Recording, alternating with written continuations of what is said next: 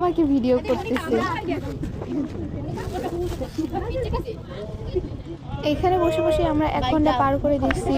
এবার আমরা একটু সামনে যাব। আসলে আমি তো আগে থেকে একটু সিক, এর জন্য বাইরের খাবার খাই না, অনেক কম। এর জন্য আবার একটু হাঁটা চলা করতেছি, দেখতেছি। এবার আরো সামনে যাব। যতই সামনে যাচ্ছি ততই আরো সুন্দর সুন্দর কসমেটিকের দোকান বসছে।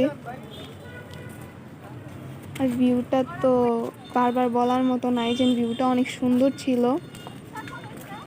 এখানে যে চুড়িগুলো দেখতেছি এইগুলা আমার আছে সব ডিজাইনেরই, এর জন্য নেওয়া হয় নাই। নইলে চুড়ি তো মেয়েদের একটা সৌন্দর্য, নইলে চুড়ি নেওয়া যাইতো।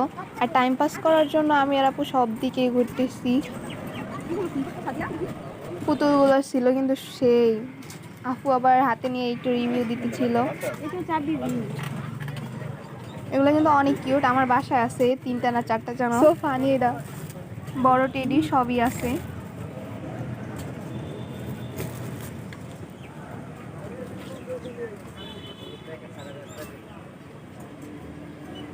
অনেক কিচ্ছু নাই, এটা তো এটা সুন্দর অনেক।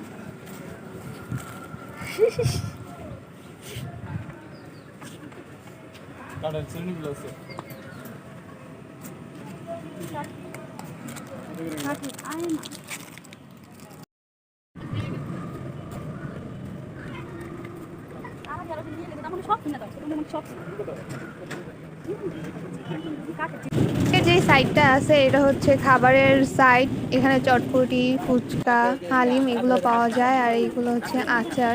সামনে হচ্ছে আলুর ক্র্যাকার্স, তারপরে ঝালমুড়ি, বেলপুরি, লেবুর শরবত সবকিছু।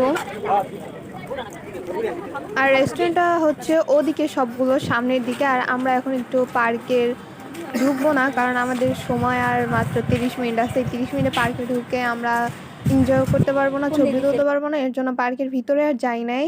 আমরা এদিকে আরেকটু এসে এখন হচ্ছে বেলপুরি খাবো। এখানে আন্টির বেলপুরিটাই বেশি ফেমাস, এর জন্য আমরা তারটাই খেতে আসছি। আর আমরা তো প্রচুর লেভেলে ঝাল খাই। ঝাল খাওয়ার পর চোখ দিয়ে পানি পড়ে পড়ুক, কিন্তু ঝাল খাইতেই হবে। সো এবার আপুর রিভিউ দেওয়ার পালা, যে কেমন টেস্ট।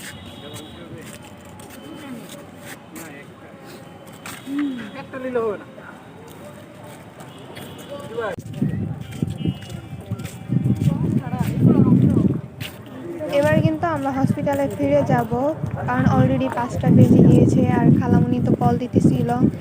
আর এখন দেখেন 5টা বাজে সাথে সাথে কত মানুষ চলে আসছে। আর এত মানুষের ভিতরে ঘোরার চেয়ে দুপুরবেলা নিরাবিলি